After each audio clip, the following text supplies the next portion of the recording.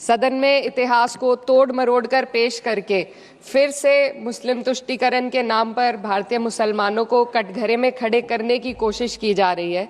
लेकिन मैं सदन में बताना चाहूँगी कि हम भारतीय मुसलमान जिन्ना के आह्वान को ठुकराकर अपने इस प्यारे वतन की मिट्टी के साथ मजबूती से जुड़े रहे। हमने महात्मा गांधी, बाबा साहब डॉक्टर भीमराव अंबेडकर, रविंद्रनाथ टैगोर जी, सुभाष चंद्र बोस जी, मौलाना अबुल कलाम आज़ाद, अशफाक उल्लाह खां साहब के विचारों को अपनाया। हम भारतीय मुसलमान इंडियंस बाय चॉइस हैं, बाय चांस नहीं। वंदे मातरम के किन छंदों को राष्ट्रीय गीत के तौर पर अपनाया जाए, यह फैसला सर रविंद्रनाथ टैगोर और सुभाष चंद्र बोस जी जैसे नेताओं के परामर्श के बाद हुआ। क्या अब हम उन महान नायकों की समझ पर प्रश्न चिन्ह उठाएंगे? उन्हें देश को बांटने वाला और तुष्टीकरण करने वाला कहने का पाप करेंगे? उन महान हस्तियों ने वंदे मातरम के उन छंदों को अपनाया जिन्होंने देश के हर वर्ग, हर धर्म के मानने वालों को एक सूत्र में पिरोने का काम किया। और मैं एक घटना आप लोगों के सामने रखना चाहती हूँ। वर्ष 1998 में उत्तर प्रदेश सरकार के मंत्री रविंदर शुक्ला जी ने स्कूलों में राष्ट्रीय गीत को गाना अनिवार्य कर दिया था। लेकिन तब के तत्कालीन प्रधानमंत्री अटल बिहारी वाजपेयी जी ने, जो उस समय लखनऊ के दौरे पर थे, उत्तर प्रदेश सरकार के इस फैसले पर नाराजगी जताई और यूपी सरकार ने राष्ट्रीय गीत को अनिवार्य करने वाले मंत्री को बर्खास्त कर दिया था। अब मैं सत्ता पक्ष से सवाल करना चाहूंगी।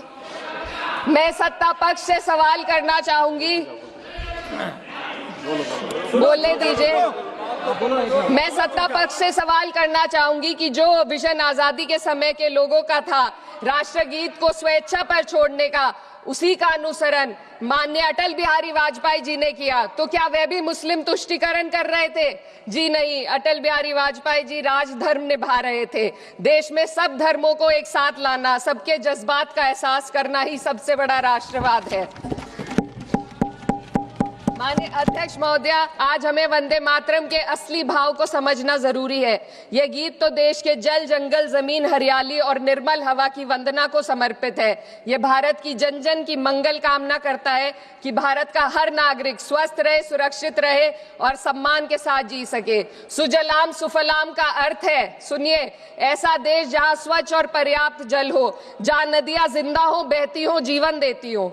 अध्यक्ष महोदय, लेकिन अब जरा यमुना का हाल देखिए। दिल्ली प्रदूषण नियंत्रण समिति की 2025 की रिपोर्ट बताती है कि यमुना के कई हिस्सों में बीओडी स्तर 127 mg पर लीटर है तक पहुंच चुका है, जबकि किसी जीवित नदी के लिए ये 3 mg पर लीटर से कम होना चाहिए। ये सिर्फ नदी का संकट नहीं है, ये किसान का संकट है। नमामि गंगे के नाम पर हजारों करोड़ रुपए खर्च हो गए, लेकिन सच्चाई ये है कि आज भी गंगा और यमुना के किनारे किसान मजबूरी में उसी जहरीली पानी से खेती कर रहा है। वही जहर अनाज में उतरता है और वही जहर किसान की जिंदगी को धीरे धीरे खत्म कर देता है। अध्यक्ष महोदय, जब पानी जहर हो जाएगा तो सुजलाम कैसे होगा? जब किसान बर्बाद होगा तो सुफलाम कैसे होगा? मलयज शीतलम, मलय का अर्थ है मलय पर्वत से बहने वाली ठंडी, सुगंधित, चंदन जैसी हवा जो जीवन देती है, बीमारी नहीं। आज मैं इस सदन से पूछना चाहती हूँ, क्या आज के भारत की हवा मलयज शीतलम है? नहीं अध्यक्ष जी, बस संसद से बाहर कदम रखिए, एक गहरी सांस लीजिए। ये चंदन की महक नहीं, ये जहर है जो आपके हमारे फेफड़ों में उतर रहा है। दुनिया के 20 सबसे प्रदूषित शहरों में से 13 भारत में है। दिल्ली की हवा में सांस लेना मानो रोज 20 सिगरेट पीने जैसा हो।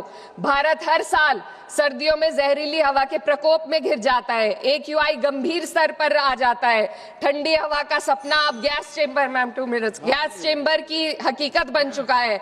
हम वो देश हैं जहां सरकार प्रकृति पर बने गीत का मान मर्दन तो करती है, पर उसी प्रकृति, जंगल, हवा, पेड़ को बचाने वाले कानूनों को धीरे धीरे खुद ही खत्म कर रही है। यह है आज के हमारे मलयज शीतलम की अफसोसजनक सच्चाई। अगर हम हवा को साफ नहीं कर पाए तो न सुजलाम बचेगा, न सुफलाम बचेगा। माननीय अध्यक्ष महोदय, सस्य श्यामलम का अर्थ है ऐसा देश जहां उपजाऊ जमीन हो, जहां खेत फसल से भरे हो और किसान कर्ज और निराशा में न डूबा हो। आज किसान सिर्फ मौसम से नहीं लड़ रहा, वह प्रदूषण, नीतियों की बेरुखी और सिस्टम की नाइंसाफी से लड़ रहा है। एक तरफ कॉरपोरेट के लोन माफ होते हैं, दूसरी तरफ किसान को उसकी वाजिब एमएसपी भी नहीं मिल पाती है। आप ग्लोबल सुपर पावर बनने की बात करते हैं, लेकिन हमारी पर कैपिटा इनकम दुनिया में 136वें नंबर पर है। हम अपने छोटे पड़ोसी देश से भी पीछे हैं। हमारे लोग $2,500 तक भी नहीं कमा पा रहे एक साल में, और जिन अरबपतियों की ये रक्षा करते हैं वो इतना पैसा एक सेकंड में कमा लेते हैं। आज वंदे मातरम को बुनियाद बनाकर राजनीति की जा रही है, लेकिन जमीन पर जंगल पूंजीपतियों को सौंपी जा रही है। आदिवासियों को उनके घरों से उजाड़ा जा रहा है।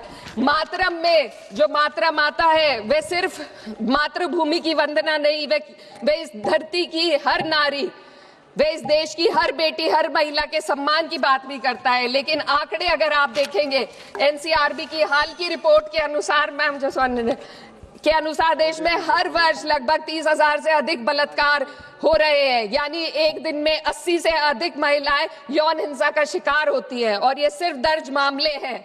जब जम्मू कश्मीर की एक बच्ची हिंसक अत्याचार का शिकार होती है, जब सत्ता से जुड़े लोगों पर आरोप लगते हैं और कार्रवाई वर्षों लटक जाती है, जब उन्नाव की पीड़िता लखनऊ के दरबार में इंसाफ को लेकर अपनी जान देने पर आमादा होती है, जब बिल्किस बानो के अपराधियों का सरकार के लोग द्वारा स्वागत किया जाता है, तो ये घटनाएं वंदे मातरम की आत्मा पर चोट पहुंचाती है।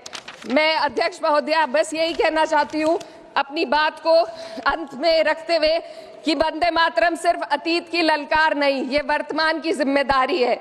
ये आत्म मंथन की घड़ी है। यही समय है कि हम वंदे मातरम को सिर्फ नारा नहीं, नीति और जिम्मेदारी बनाएं। और अपने जज्बात को मैं आलमा इकबाल साहब के तराना हिंद के साथ इस सदन में रखना चाहती हूँ कि सारे जहां से अच्छा हिंदुस्तान हमारा, हम बुलबुले हैं इसके, ये गुलसिता हमारा। मजहब नहीं सिखाता आपस में बैर रखना, हिंदी है हम, वतन है हिंदुस्तान हमारा।